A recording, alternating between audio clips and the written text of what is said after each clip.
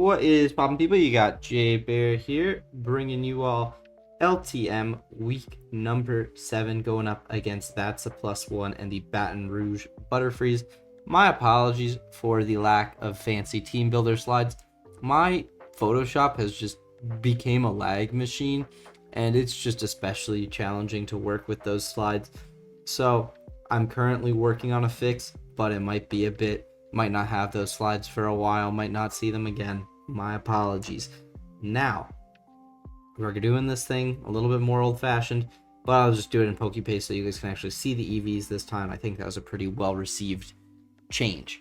Now, before we get into it, I ask that you please subscribe if you've been enjoying our LTM journey. It's been a blast. We got a new team pretty much last week with all those transactions, and I hope you guys are going to enjoy us finishing out the season strong.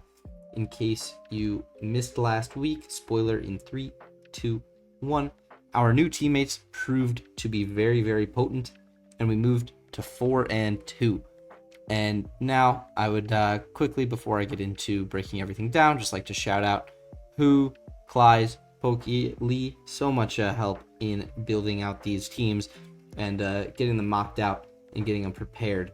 Now we have a very challenging opponent in front of us, and that's a +1. Super accomplished battler who also just is very potent at using the strategies that he likes.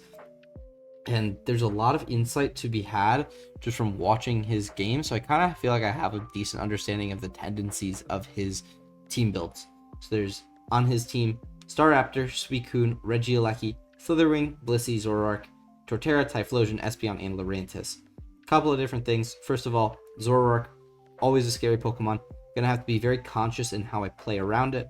Second, Aleki forcing me, either Toedscruel, Jolteon, both of which very pretty good here, honestly. And then Torterra can be scary.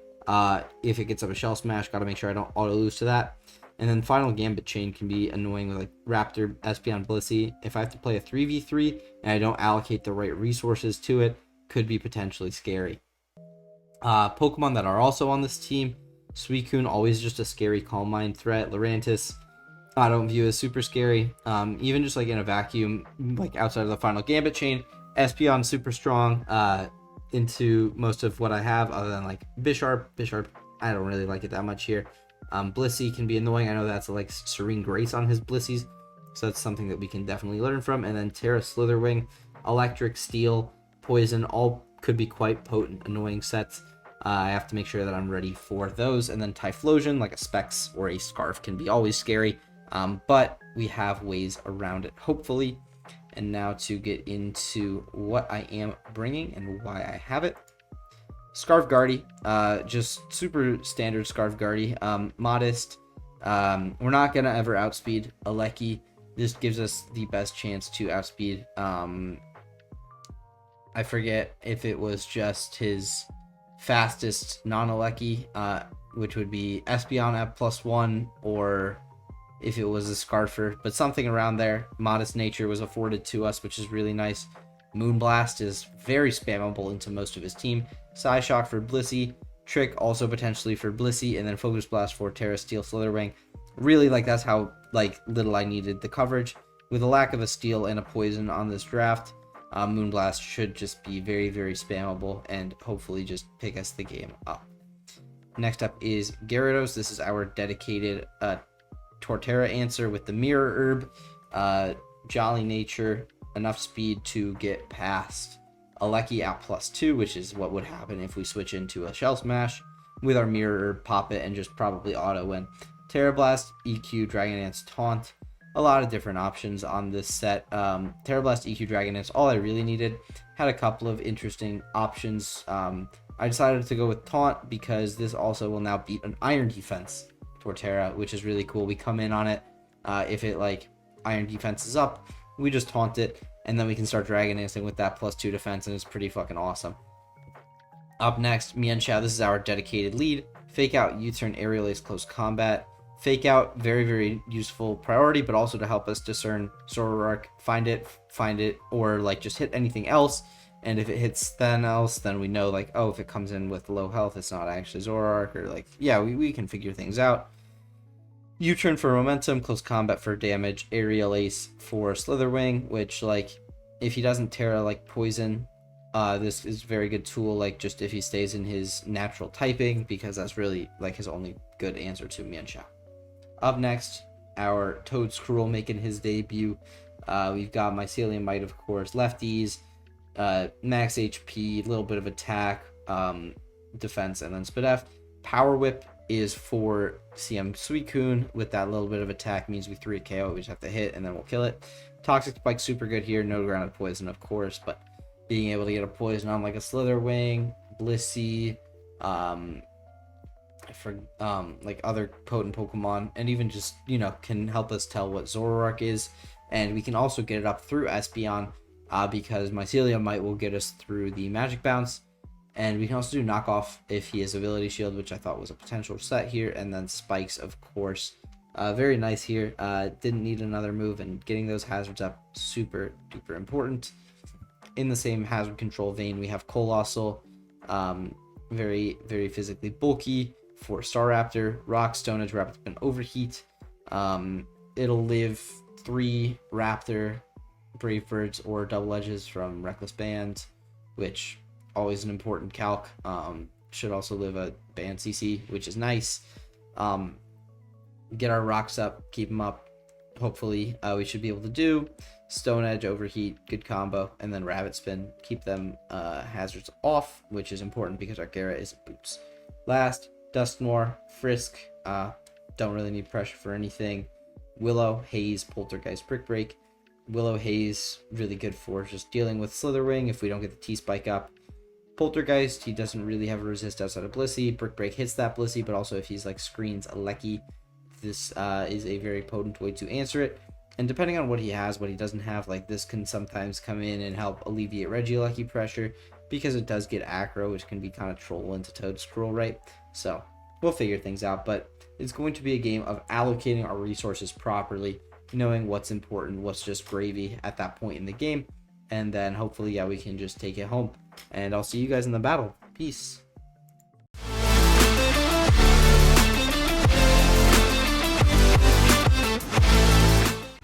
Alrighty, and we are here with the battle up against Thatsa. He's got the Bug Slitherwing. It's a bit of an interesting comp with the Torterra. No Typhlosion, which is super nice. Just like, I don't know, it was like awkward to like know how much I should have been dedicating to it in prep. And I feel like I did not dedicate enough because I didn't think that it was very good. And it didn't come. So, pretty good analysis for us. I'm a bit nervous about like Acrobatics, Regieleki. Bug Slitherwing's interesting. I have the Aerial Ace on the Mienshao for it. No Fairy Resist, so Moonblast Gardevoir looks really, really nice. The Espeon could be a bit annoying to switch into from what I've found.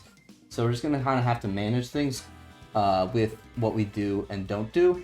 As far as like what comes in on what, aside from like Gyara, I feel like we're in a pretty good spot of knowing how to win. And just like try to delay that Gyara entrance for as long as possible, because if he smashes up with the Tort, we can just win on the Mirror Herb. And then, yeah, just lead the Mienshao and click Fake Out and just go from there, right? Like, we've got a pretty solid opening game plan. I feel like about as solid as you can have. You know, we have a turn 1 click versus literally every Pokemon on his team. And yeah, and then hopefully we can just play for our T-Spikes getting up. Hopefully he's not Ability Shield Espeon. That's something that we would need to knock off first, hopefully, if we can. But yeah, good luck, have fun to that. Let's cook. Oh, no Suicune either. I just realized that. Espeon. We'll see, are you actually Espeon or are you Zoroark? Got my Mienshao here, and I'll just Fake Out. Should be taking a good chunk from this, low-key. I feel like he might want to switch to Scout for Scarf just in case, but, you know, thinking that I should also probably do the same, it makes sense that he doesn't do that. So, but also just like marking damage on anything rules out that thing being Zoroark, you know? So we just get that Fake Out chip marked on Espeon, and it is, in fact, Espeon. Okay, so we have options being either like Toedscruel or Guardy. I'm going to try to aggressively get in my Guardy here and be able to just click Moonblast pretty early.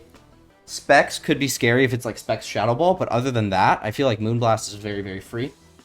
No Blissey either, so I feel like the Moonblast button is like, it's calling for me. Click it early, click it often, right? But yeah, pretty interesting. Hopefully he's just like Ability Shield, not like boosting item trying to catch me, so. We get in the Guardy. Welcome to the field. Traces the Magic Bounce, of course. As it just goes for Psychic. That's all we needed to see. That's a lot of damage. Might be Specs, but Moonblast, very free. I feel like that's gotta be Specs. Yeah. We just get the Moonblast off, and down goes Espeon. That's awesome. No crit, no nothing. Just the power of a modest Gardevoir. Alrighty, where does he go next? Always the consideration, is it Regieleki? Or, I mean, like, is it Zoroark? No matter what, Slitherwing comes out. We will go Dust Noir, but if it's Zoroark, that can be really bad. So, might have to do a different consideration here. And that consideration could be Gyarados. If it's Zoro, we can play into that. It could also just be like Moonblasting and saying that's a good trade, but it's a Tera Bug Slither, so we just die to first impression if that is what he does decide to click. So I think I have to make the Gyarados play. The Zoroark doing its job, threatening what I can switch into. So that's pretty cool application for it, right? We get the Intim off as we see the first impression. Okay, so that's pretty cool for us. He's Life Orb. Glad that I made this Gyarados pivot. Now, I have a pretty free Terraflying Blast here, right? Like, not much that he can really do about that. It could be just like hard Aleki. But even that is like not that easy to get into. We Terra first, or we just Terra, but he stays in. So could be like, no, it can't be Koba because it's orbed. Not Terra bugged. Oh, we just Terra Blast and we pick off the Slitherwing. That's awesome. A-okay by me. A-okay by me. Down goes Slither. Alrighty. So now, with Slither being dead, again, we have a couple of like things that open up more. Mainly the Dust Noir. So Aleki comes out. Now I'm okay to go Dust Noir on this. That can do a few things for us. It can, if he's like an acro set, stop that. But mainly, it stops it from setting up screens. And screens are scary. So, that's what we're thinking. And if it's Zoroark, that's okay. That's okay too.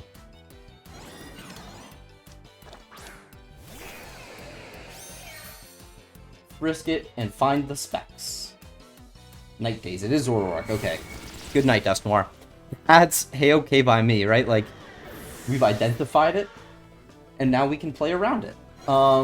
Dust Noir, the thing that it needed to check is gone. So, perfectly fine by me to make that trade. Guardy comes out now, and we know that it's Spec Zoro, so it can't be Scarf Zoro. So that's all really, really good stuff for us. I'm just going to Moonblast. But yeah, no, it being Spec Zoro is kind of crazy. Okay, and it just goes down. One less thing to think about. Perfect, that's awesome. Down goes Zoroark.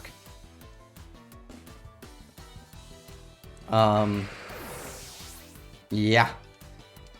Losing Dust Noir there, kind of wacky. I'm still like reeling from that, but it was the only thing that wouldn't actually lose us the game. Tort comes in, and now we trace Overgrow. As opposed to Shell Armor makes sense. I'm just gonna go into my Gyara. Hopefully he just smashes and we win. Right, like that's just like the auto win position.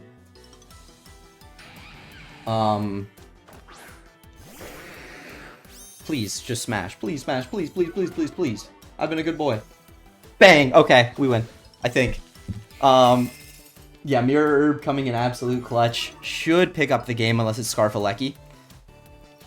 Because I'm EV'd to outspeed even a max Aleki. And so Gyara should pick up the additional 3 plus the 1.